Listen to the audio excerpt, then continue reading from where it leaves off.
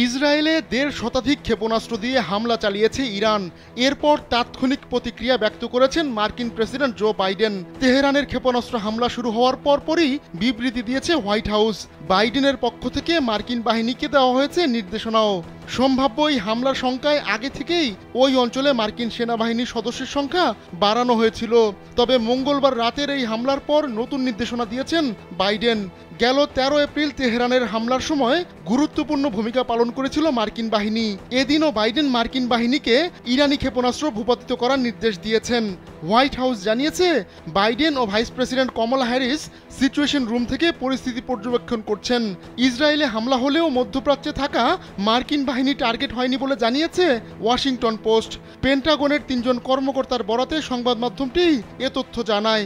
গেল শুক্রবার লেবাননের প্রতিরোধ যোদ্ধাদের প্রধান হাসান নাসরুল্লাহ ইসরায়েলি হামলায় নিহত হন। এরপরই এ ধরনের হামলার ব্যাপারে সব পক্ষ সতর্ক অবস্থানে ছিল। মঙ্গলবার রাতে সেই হামলা চালিয়ে তেল আবিবের পায়ের নিচে মাটি নাড়িয়ে দিয়েছে ইরান।